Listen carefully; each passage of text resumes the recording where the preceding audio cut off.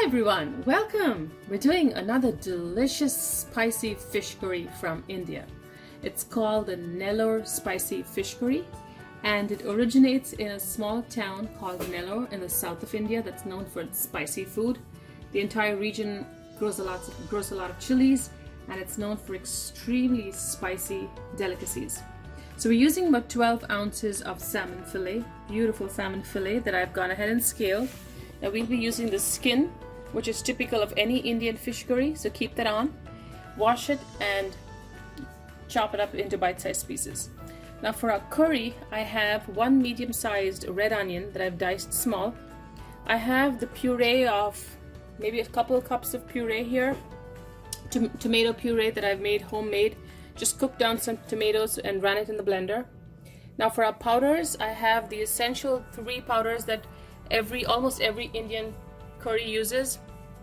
Half a teaspoon of turmeric, a teaspoon or more of hot chili powder, 1 tablespoon of coriander powder, and about a half to 1 tablespoon of ginger garlic paste.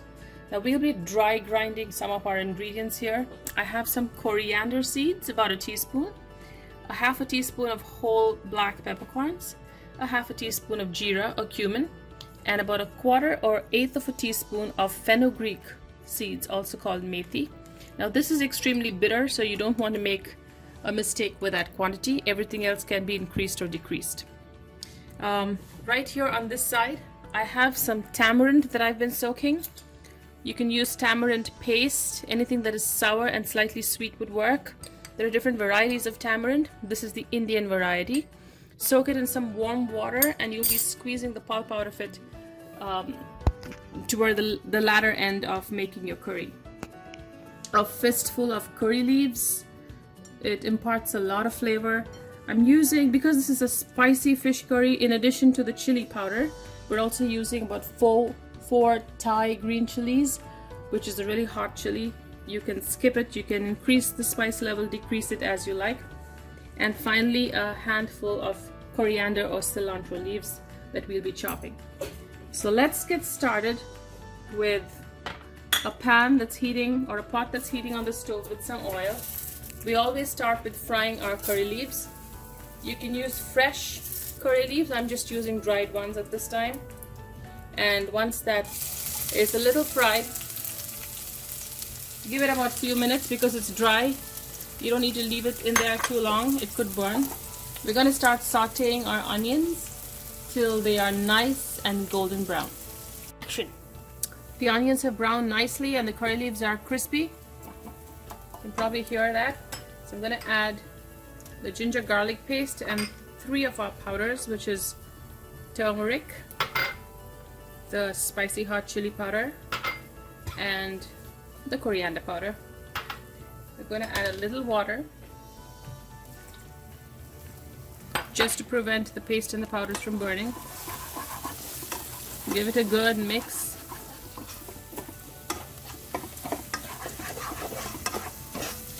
And continue frying for another 2 to 3 minutes on low flame. So while that's happening, what I'm going to do here is dry grind, not the green chilies, I'm going to set that aside. We're going to grind the coriander seeds, the cumin or jeera seeds, and the peppercorns. You want a nice fine powder.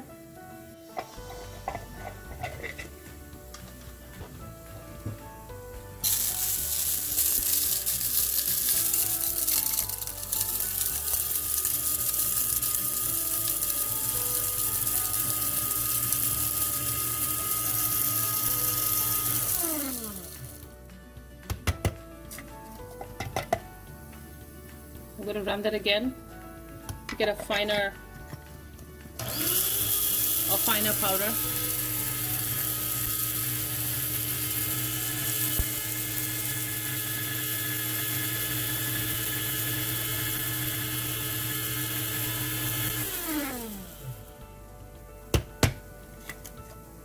Yes, that's perfect.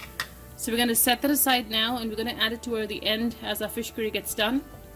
Back to the pot now. Just continue stirring this till the oil starts separating from the mixture. Maybe another couple of minutes or more on low flame. So it's been a few minutes and all of the powders and the ginger garlic paste have cooked. I'm going to add the tomato puree. Give it a good stir.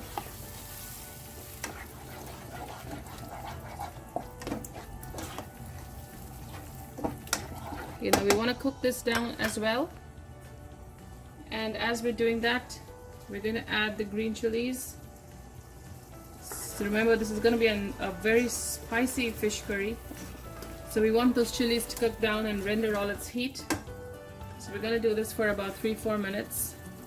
And then we should be ready to add our fish. So the tomato and onion and all of that is cooking down. You can see the oil that's beginning to separate. And we have a thick paste here that is deeper in color. So now we're ready to add the tamarind liquid. So I've squeezed out the pulp here. And I'm going to add that. We're going to cook this down for another minute or two till the tamarind cooks. You don't want a raw tart tamarind flavor. Let's add some water now. Bring this to a nice bubble.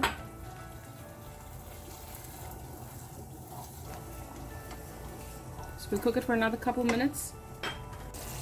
So I'm now going to add the dry powder that we ground in our spice grinder.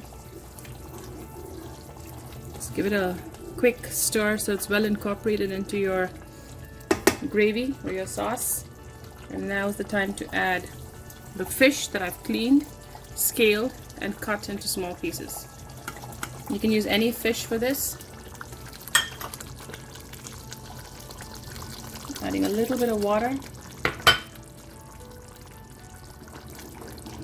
Give this fish a gentle stir. Make sure it submerges in under the curry. Garnish that with some chopped cilantro and let it cook for 3-4 minutes at most, and then we should be ready to serve. So it's been about 3 to 4 minutes and I've just turned the stove off.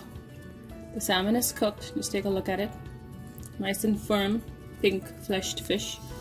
Now do not stir it vigorously or you'll have salmon shredding up. We're ready to plate some of this goodness into a bowl here. Very gentle. So I lay this down.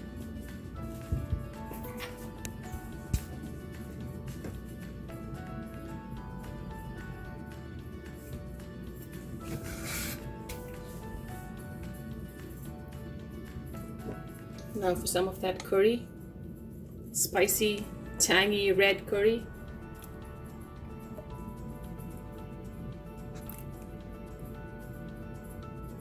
When you see oil floating to the top, you know it's a good Indian curry.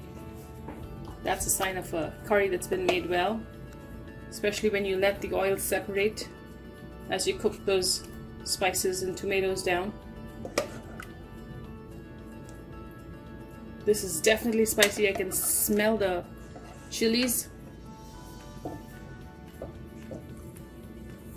And this goes really well with the Indian rice crepes called dosa.